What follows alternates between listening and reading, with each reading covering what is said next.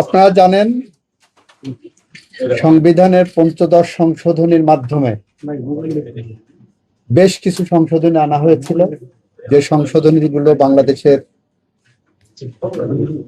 গণতন্ত্রের কবর রচনা করা হয়েছিল, যে সংশোধনীগুলোর মাধ্যমে বাংলাদেশে ফ্যাসিস্টের আমি অ্যাটর্নি জেনারেল থাকা অবস্থায় পাবলিক ইন্টারেস্ট লিটিগেশনে মিস্টার বদিউল আলম মজুমদার সহ যারা এই মামলা করেছিলেন এবং ইন্টারভেনার হিসেবে যারা ছিলেন অন্তর্বর্তীকালীন সরকারের পক্ষ থেকে, তখন আমাদের ইনস্ট্রাকশন ছিল যে এই সংশোধনীগুলো বাংলাদেশের মানুষের জীবনে বোঝা হয়ে আছে, গণতন্ত্রের পথে অন্তরায়। বাংলাদেশে গণতন্ত্র উত্তরণের জন্য অন্তর্বর্তীকালীন সরকার অবশ্যম্ভাবী, অন্তর্বর্তী সরকারের বিকল্প কিছু নাই। তখন আমরা সাবমিশন দিয়েছিলাম সেই লাইনে। আমরা বলেছিলাম 7ক 7খ রাষ্ট্রদ্রোহিতা, এটা দিয়ে অ্যাবিউজ করা হবে, এটা ফ্যাসিজমকে চিরস্থায়ী বন্দোবস্তের একটা নীল নকশা। তো সেই জায়গাগুলো মহামান্য হাইকোর্ট বিভাগ বিবেচনায় নিয়ে কিছু বিষয় বলেছিলেন আল্ট্রা ভাইরাস দি কনস্টিটিউশন, বাতিল করে দিলেন সংশোধনীগুলো। কিছু বিষয় বললেন এটা পার্লামেন্ট সিদ্ধান্ত নেবে। আইনের জেনারেল ইন্টারপ্রিটেশন হলো পার্লামেন্ট এটা সিদ্ধান্ত নেবে, এটা বলার অবকাশ রাখে না, কারণ পার্লামেন্ট ইচ্ছা করলে এটা যে কোনো সময় বাতিল করতে পারেন। তো নেভারদিলেস তার বিরুদ্ধে যেগুলো বাতিল করেননি সেইগুলোর বিরুদ্ধে অ্যাপেলেট ডিভিশনে গেছে। তো অ্যাপেলেট ডিভিশন ওই একই কথা বলে দিয়েছেন, যেটা পার্লামেন্ট সিদ্ধান্ত নেবেন, আর হাইকোর্ট যেগুলো আপনার অবৈধ ডিক্লেয়ার করছে সেগুলো বহাল রেখেছে। সুতরাং হাইকোর্টের রায় বহাল আছে, আর বাকি যেগুলো আছে সেগুলো আমরা সংবিধান সংশোধনের মাধ্যমে যা যা পদক্ষেপ নেওয়া দরকার আমরা পার্লামেন্টের সামনে প্লেস করব এবং সেই অনুসারে করব। এবং সেখানে আমাদের এই সংশোধনীগুলো আনতে আমাদের মুখ্য বিবেচ্য বিষয় থাকবে জুলাই চার্টার।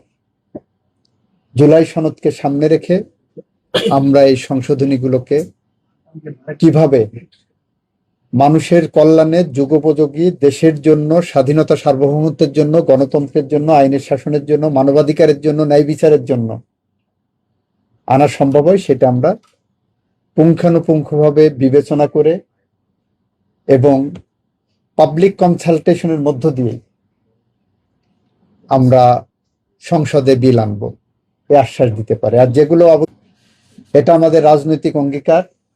আপনারা জানেন তত্ত্বাবধায়ক সরকার এটা বিএনপির আন্দোলনের ফসল। কিভাবে 91 সালের যে নির্বাচন হলো সেটা বিএনপি বেগম খালেদা জিয়ার নেতৃত্বে যে সংগ্রাম হয়েছিল, সেই সংগ্রামের ফসল ছিল অন্তর্বর্তীকালীন সরকার। সেই কনসেপ্ট থেকেই তত্ত্বাবধায়ক সরকার প্রক্রিয়ায় গেছি। 96 সালে বিএনপি পার্লামেন্টে ত্রয়োদশ সংশোধনী বিল এনেছিলেন, এনে নির্দলীয় নিরপেক্ষ তত্ত্বাবধায়ক সরকারের সাংগঠনিক রূপরেখা তৈরি করে দিয়েছিলেন। এবং বিএনপি এটার জন্য বিগত 16-17 বছর ধরে সংগ্রাম করেছেন। বেগম খালেদা জিয়ার নেতৃত্বে দেশ বাঁচাও মানুষ বাঁচাও যে স্লোগান দিয়ে আমরা নিরন্তর সংগ্রামের পথে হেঁটেছিলাম, সেই পথে হাঁটার মুখ্য লক্ষ্য ছিল যে আমার ভোট আমি দেব, যাকে খুশি তাকে দেব। এবং সেই প্রক্রিয়ায় ফেরার জন্য তত্ত্বাবধায়ক সরকারের বিকল্প কোনো পথ ছিল না। আমরা সেই জায়গাটা রাজনৈতিকভাবে অঙ্গীকারবদ্ধ। সেই সময় তো আইনটা পাশ হয়েছিল তত্ত্বাবধায়ক সরকার হিসাবে, এখন এটা কি তত্ত্বাবধায়ক সরকার থাকবে না অন্তর্বর্তী সরকার? রায়ে যেভাবে আছে আমরা সেটাকে বিবেচনায় নিয়ে যেটা করলে ভালো হয় সেটাই করব, এবং এটা পাবলিক কনসালটেশনও দেবো। আপনারাও সেটার পার্ট হবেন। এই সংশোধনী স্ট্রাকচারটা কি হবে? আমরা রায়টা বিবেচনা করে আসুক সামনে, রায়টা দেখি, রায়ের আলোকে রায়ের সাথে যাতে সাংঘর্ষিক না হয় সেইটা বিবেচনা করে যে পাবলিক কনসালটেশনে দেবো।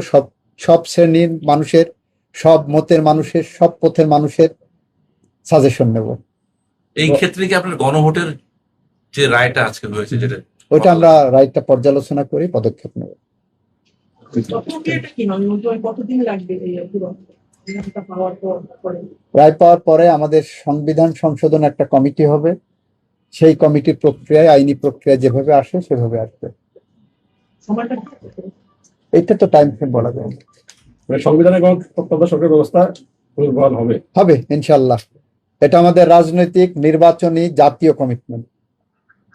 তাহলে আমরা আগামী নির্বাচন তত্ত্বাবধায়ক সরকার বা অন্তর্বর্তী সরকারের অধীন সেটা আমরা বলতে পারি।